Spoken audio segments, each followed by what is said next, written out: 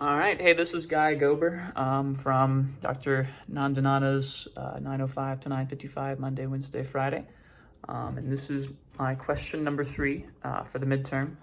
I decided to pick the hardest one to explain because I found it to be the most interesting. Anyways, for my free body diagram on part A, I decided to consider it a whole system. Made things a lot easier for me, and so in terms of the forces that were there, I had force of friction, force of gravity, and force of tension.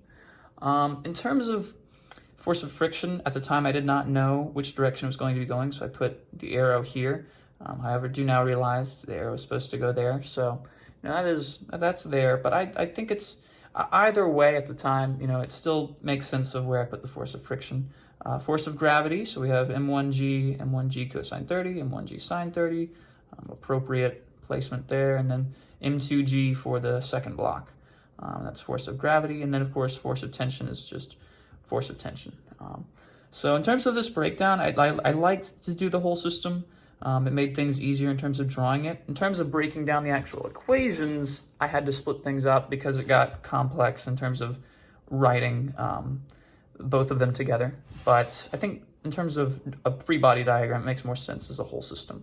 And also my coordinate system up here, so that way positive x goes in this direction, and positive y goes in this direction. I think that made a lot more sense in terms of the problem too.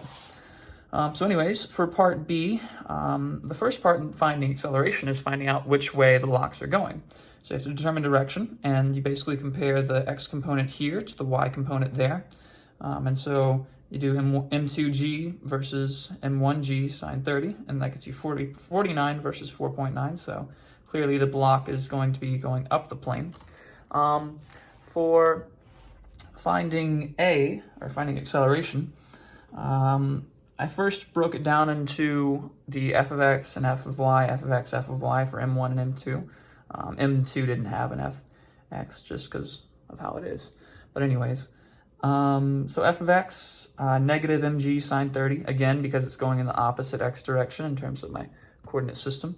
And then minus mu k in, friction is, going that way, so it's going to be pulling in the opposite direction, so creating that friction in terms of that direction, so subtracting it from my f of x. And then plus tension, because tension is pulling it this way, equals m1a. So basic f equals ma setup, just plugged in for f.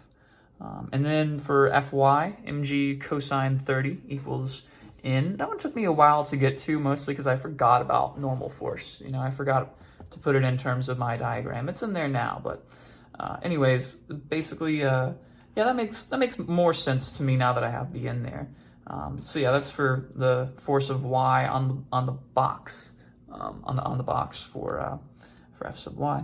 And then for f sub y for m2, m2g minus tension. So because our tension is going in the opposite direction of my y-axis for my y-coordinates. So up is negative and down is positive. And that's just, like I said, I feel like this is an oddly defined set of x-y coordinates, but at the same time, it makes perfect sense to me, and that is all that matters. So anyways, m2g minus t equals m2a, basic f equals ma setup. And this is where things get a lot harder, combining the equations. In class, we did this a little, and it made a lot more sense then. But in terms of, combining these on my own, I basically just, I try to find where, that lines up perfectly, the m and the a's. Here, I mean, you could sub either way, you could really and honestly sub either way here, but it's just harder to plug. You usually do the one that you can plug in, So yeah, that's what I first did. I plugged in, for in here.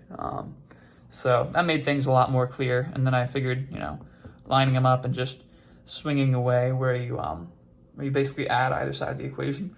And so, excuse me, the tension canceled out on my first one. So basically was left with, the negative term there, the positive term here, and then the negative term there, and then equals m2a. We looked at, ended up with this, pretty situation. And then, I really and honestly, once I get my variables in, I don't really hesitate in terms of plugging and chugging. A lot of people will, line everything up so that way it's A equals, and then you do a massive math equation. But I honestly prefer doing, a little bit old fashioned so that way I can see things devolve and make sure that, I don't make any algebra mistakes in terms of my last moves. So, anyways, I got A equals 6.966 meters per second squared, and I think it's a pretty good answer. I think that was quite the way to go. But the best part about answering some questions like these is that you get to go downhill afterwards, and which is exactly what happened for part C. Finding tension in the string, I'd already found the formula for tension in the string when I found Fy for that part. So, I could have also done it here, but that was just a little bit more mathematical work. So I plugged in for, M2G minus T, and got tension equals 14.02 newtons. In terms of setting these up, it was rather difficult, but I think Dr. Nandanana, you've prepared us pretty well. I think in terms of you've definitely done a good job in terms of that. And I think that's pretty much it for this. But anyways, I want to just take a moment to say thank you for all you're doing, for students during the coronavirus. This is a difficult situation for a lot of them. And a lot of our teachers are just sending us emails, blowing up our ELC or whatever. You're out there, on Zoom, showing your face and actually being there to teach us. I can't express enough. I feel compelled to get up in the morning because you get up in the morning, So, I do appreciate you being there for us during this time. And BJ, if you're listening to this, I appreciate you too, especially helping out during all this. So, I know these are trying times, but thank you for still being here to teach us. I appreciate everything you do, and thank you very much. All right, thanks. Bye.